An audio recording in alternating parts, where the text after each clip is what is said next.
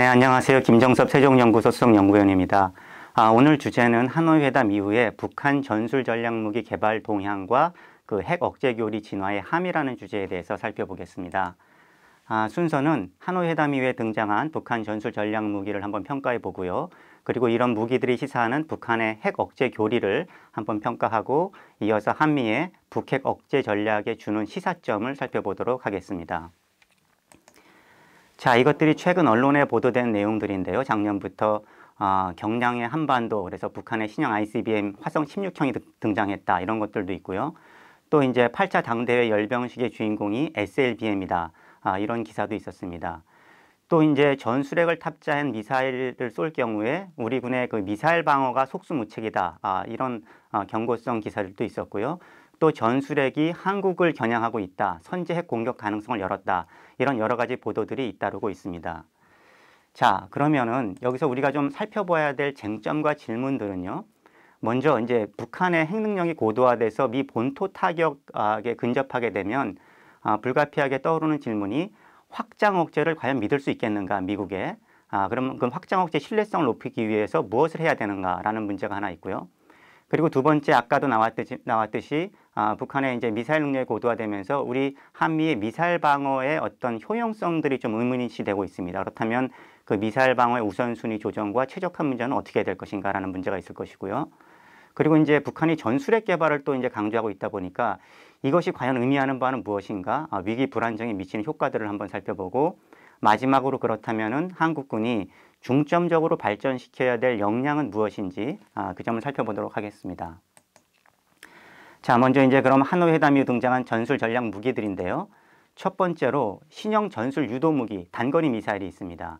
그 2019년 5월부터 아주 집중적으로 1000km 사거리 이하의 단거리 미사일들을 북한이 집중적으로 시험 발사를 했는데요. 저 화면에 보시다시피 그 KN-23, 24, 25, 뭐 이스칸데르, 러시아판 그 이스칸데르와 유사한 KN-23이라든지 또 ATKMS와 비슷한 KN-24 이런 여러 가지 단거리 미사일들을 선보인 바가 있습니다. 이 단거리 미사일들은 몇 가지 특징이 있는데요. 첫 번째는 그 기습 능력과 정확도가 아주 향상됐다는 겁니다.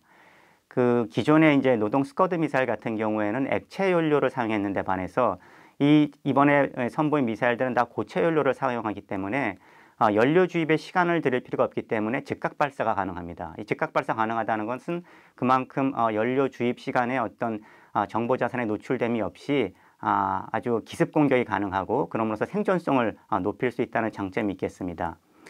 또 미사일 방어망 회피 능력도 이제 올라갔는데요. 그 KN-23 같은 경우에는 풀업 기동이라 그래서 하강하면서 다시 떠오르는 그런 회피 기동이 가능한 것으로 알려져 있습니다. 그러다 보니까 미사일 방어로 요격하기가 아무래도 어려워지고요. 더 큰 문제는 이런 단거리 미사일들이 우리 한미가 가지고 있는 미사일 방어망의 그 요격 공백을 틈을 노려서 날아올 수 있다는 겁니다. 그러니까 40에서 50km 사이로 날아오는 이런 틈이 있다는 것이고요. 그리고 또 이런 단거리 미사일에 과연 이제 핵탄두가 탑재 가능할 것인가 이런 질문이 있는데 아직 확실하게 알 수는 없지만 많은 전문가들이 이런 단거리 미사일에도 핵탄두를 탑재 가능할 것으로 이렇게 평가하고 있습니다. 그러니까 북한의 그 핵탄두 소형화 경량화 수준이 대개 직경 한 60에서 80cm, 그 다음에 중량은 400에서 500kg 수준으로 만약에 본다면 이런 단거리 미사일에도 한 발은 탑재가 가능하고 ICBM 같은 경우에는 두세 발 탑재가 가능할 것으로 이렇게 추정되고 있습니다. 자, 다음은 ICBM입니다. 2017년까지 이미 북한이 이제 백두산 엔진 기반의 그 화성 미사일을 시험 발사를 했었죠. 그래서 괌 포위 뭐 사격 위협으로 유명했던 이제 화성 12형이라든지 그리고 쭉 사거리가 늘어난 이제 화성 15형까지 시험 발사를 했는데 화성 15형 같은 경우에 이제 정상 각도로 발사한다면 미 동부 타격이 가능한 수준의 13,000km까지의 사거리를 낼 수 있을 것으로 그렇게 추정이 되고 있습니다. 그 하노이 회담 이후에 선보인 것은 2020년 10월 열병식 때 보인 화성 16형입니다. 화성 15형보다 직경과 길이가 더 늘어난 아주 초대형 미사일인데요. 이 화성 16형 같은 경우에는 개발 의도를 둘러싸고 일부 논란과 의혹들도 있습니다. 왜 그러냐면 화성 15형이 이미 이제 미 동부 타격이 가능한 사거리를 확보했는데 굳이 더 큰 미사일을 왜 개발했을까?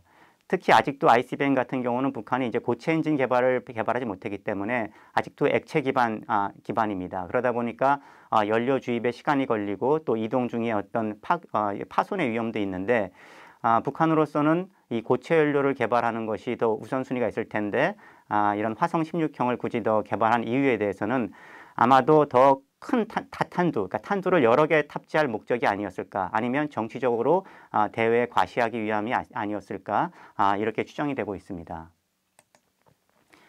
다음은 SLBM입니다. 이제 그 은밀성을 가지고 생존성을 높이면서 제2격 능력을 확보하기 위해서 꼭 필요한 것이 SLBM인데요.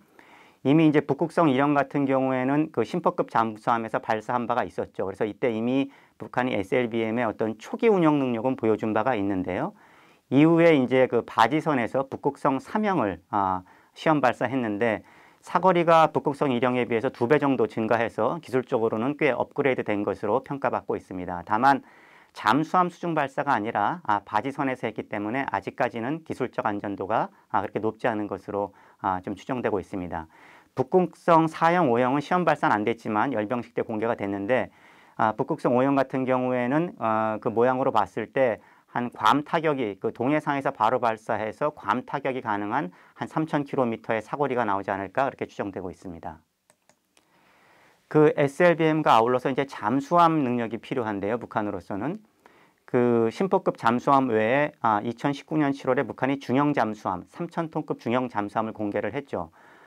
북극성 1형을 실은 그 고래급 잠수함은 SLBM을 한 발만 탑재할 수 있는 것에 반해서 이번 것은 함교를 개조해가지고 최소 3, 4발의 SLBM이 탑재가 가능할 것으로 그렇게 추정되고 있습니다. 그리고 또 북한이 이제 핵 추진 잠수함을 개발하겠다는 언급도 했죠.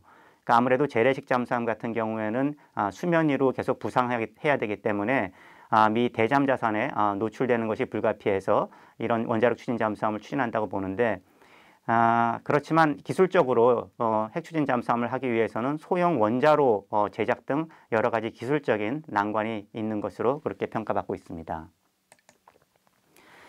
자, 이제 대기권 재진입과 MIRV 기술인데요.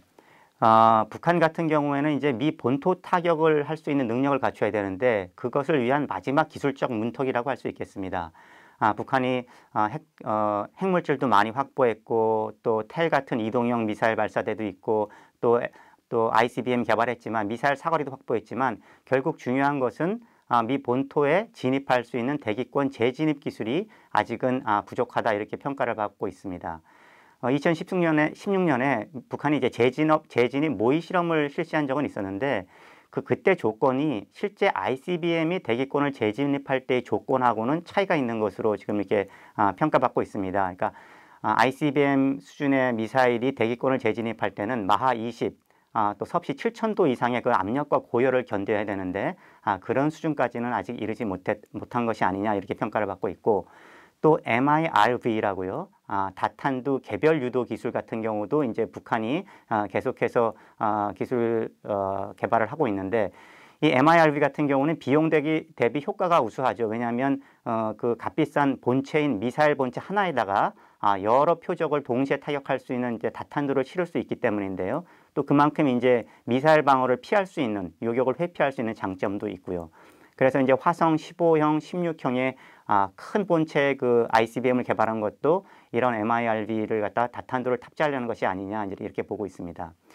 다만 그 MIRV 기술 아직 북한의 수준이나 또 북한 입장에서 우선순위 면에서는 그렇게 높지 않은 것이 아닌가 하는 그런 회의적 견해도 있습니다. 왜냐하면 아직 북한이 미사일 정확도를 지금 확보하지 않은 상태라면은 굳이 개별 탄두로 이렇게 유도되는 것보다는 단일 탄두로 해서 파괴력을 극대화하는 것이 유리할 수가 있고요. 특히 이제 위험 분산 측면에서는 단일 탄두 미사일을 대량으로 분산해서 배치하는 것이 유리하다고도 볼 수 있겠습니다.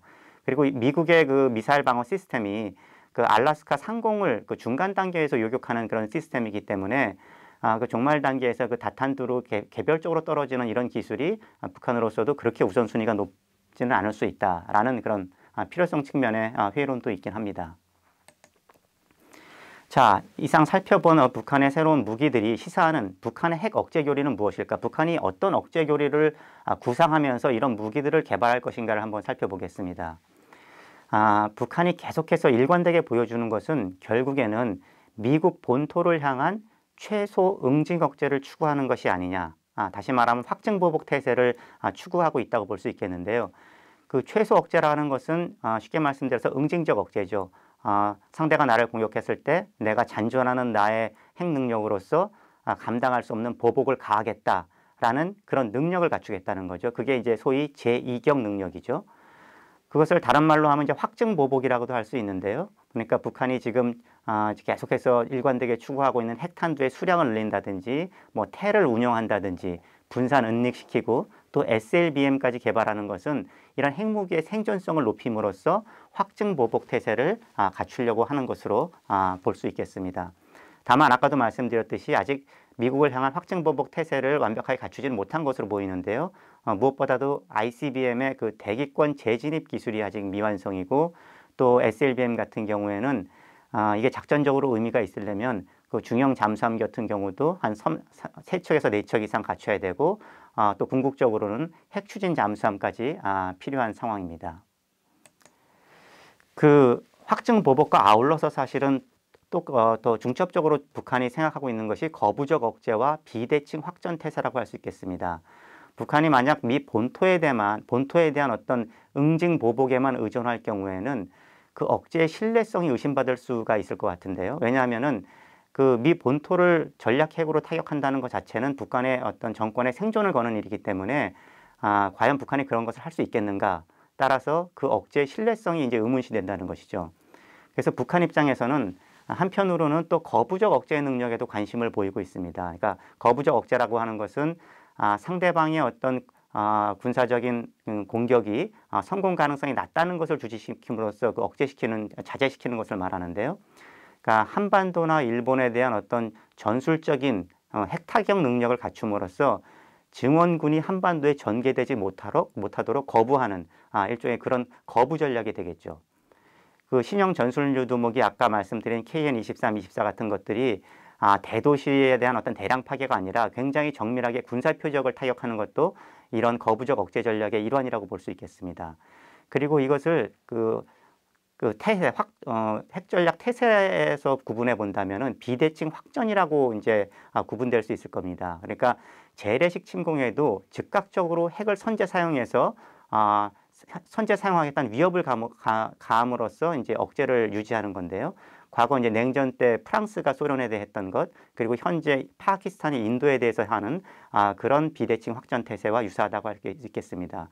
이것은 이제 북한 입장에서는 미국 한미의 어떤 재래식 전력에 비교해서 굉장히 열세기 때문에 이를 만회하기 위해서 핵 사용 문턱을 의도적으로 낮춰서 그런 핵 위협을 함으로써 억제 태세를 유지하는 그런 억제 유형이라고 할 수 있겠습니다. 자, 그럼 북한이 그 핵 전략으로 최종적으로 구상하는 어떤 그런 최종 상태는 무엇일까라는 질문이 나오는데요. 뭐 북한이 여러 가지 자원의 제약이나 기술적 한계 때문에 무한정 핵 능력을 계속 키워갈 수는 없을 것이고요. 어느 수준까지의 어떤 핵 능력의 최종 상태를 염두에 두고 있을 텐데요. 그것은 아마도 이제 미 본토에 대한 최소 억제 능력은 이제 완성하려고 할 것 같습니다. 그러니까 핵탄두 수량도 지금 뭐 20에서 60개 정도 이렇게 추정이 되는데 이것도 더 늘려서 최소 100개 이상을 늘려야 ICBM, SLBM 또 전술핵, EMP 등 여러 가지 용도로 사용이 가능할 것으로 보이고 특히 이제 ICBM 같은 경우는 아까 말씀드렸듯이 고체 엔진 개발이 시급하고요. 그다음에 재진입 기술 확보에 매진할 것으로 보입니다. 그리고 SLBM 같은 경우에는 이제 사거리도 늘려야 되겠지만 더 중요한 것은 장거리 은밀 항행이 가능한 잠수함을 건조하는 것에 역점을 둘 것으로 보입니다. 그리고 아울러서 거부적 억제 능력도 계속해서 이제 구축할 텐데요. 지금 다양한 수준의 형태의 그 저위력 핵무기를 이제 확보하는 것이 중점이 될 수 있겠습니다. 지금 이미 단거리 미사일에 한 발 탑재할 수 있는 수준의 소형화 경량화는 달성했지만 작전적으로 좀 더 융통성을 가지려면은 포탄형 핵탄두나 핵어뢰 제작 같은 것도 개발하는 것도 그 가능성을 배제할 수 없을 것 같습니다. 그리고 이제 핵 지휘 통제 정교화도 남아있는 문제입니다. 지금 북한 특성상 김정은 독단적인 어떤 핵 지휘 통제를 유지하려고 할 텐데요. 그 현장 지휘관한테 위임하지 않고 그렇지만 이 전술핵 사용을 강조한다는 뜻은 유사시에 독단적 핵 지휘 통제를 유지할 경우에는 지도자만 제거될 경우에는 핵을 사용하지도 못하고 무력화될 위험이 있기 때문에 어느 정도 위임을 해야 된다는 그런 압박을 북한도 느낄 가능성이 있다고 봅니다. 자, 이상 북한의 이제 핵미사일 능력과 핵교리를 살펴봤는데요. 그렇다면 이것이 우리 한미의 북핵 억제 전략에 주는 시사점은 무엇인지 한번 살펴보도록 하겠습니다. 첫 번째 문제는 확장 억제의 신뢰성 문제입니다. 냉전 때 프랑스의 드골 대통령이 했던 말이죠. 미국이 파리를 지키기 위해서 과연 뉴욕을 포기할 것인가. 그러니까 이것이 한반도에도 적용된다면 미국이 서울을 지키기 위해서 뉴욕을 포기할 것인가 라는 문제가 될 것입니다. 그러니까 북한이 미 본토를 핵 보복할 수 있는 능력을 갖출 경우에 과연 미국이 확장 억제 공약을 이행할 것인가의 문제라고 할 수 있겠는데요. 이 확장 억제 신뢰성 문제는 사실 좀 불가피한 면이 있습니다. 내재적인 어떤 한계인데요. 그럼에도 불구하고 이 확장 억제에 대해서 너무 과도하게 비관적으로 생각하는 것은 경계할 필요가 있다고 생각이 듭니다. 냉전의 경험을 보더라도 미국은 당시에 소련의 수천 기 핵미사일의 본토 전체가 노출되어 있었습니다. 그럼에도 불구하고 미국의 그 핵 억제 전략이, 확장 억제 전략이 그 근본부터 의심되거나 부정되거나 테스트 받지는 않았었습니다. 그것은 그만큼 핵 억제라는 것이 100% 확실해야만 작동한다기보다 그럴 수 있다 하는 그런 개연성만으로도 작동하는 측면이 있기 때문에 그렇습니다. 더군다나 미국이 지금 평소에 강조하는 확장 억제라는 것은 전 지구적인 미국의 동맹 시스템의 신뢰도하고도 연결되어 있고요. 또 비확산 체제의 운명과도 연계되어 있기 때문에 그렇게 간단하게 부인할 수 있는 문제는 아니다. 그리고 이제 특히 중요한 것은 우리가 잊지 말아야 될 것은 억제는 그 심리작용이라는 거죠. 위험 부담 경쟁이고요. 그래서 어느 정도 확장 억제의 그 신뢰성에 대해서 우리가 의심도 할 수 있고 그것을 높이기 위해 노력해야 되는 것은 맞지만 너무 지나치게 그것에 대해서 불신하는 것은 오히려 우리 스스로 억제 효과를 떨어뜨리는 그런 효과가 있다는 것도 잊지 말아야 할 것 같습니다.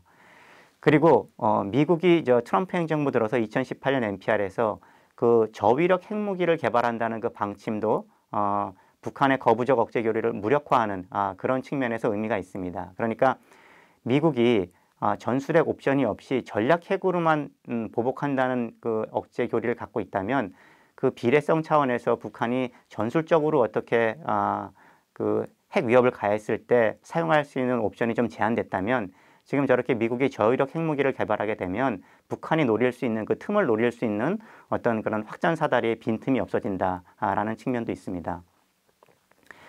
그리고 또 하나 이제 또 중요한 논점이 이렇게 확장 억제 신뢰성 문제가 제기되면서 미 전술핵의 한반도 재배치 그리고 나토식 핵 공유 체제를 도입하자 이런 논란들이 좀 있죠. 그런데 이제 여기 관련돼서는 이 핵 공유라고 했을 때 이 공유 뉴클리어 쉐어링이라는 의미를 좀 잘 알아야 될 것 같습니다.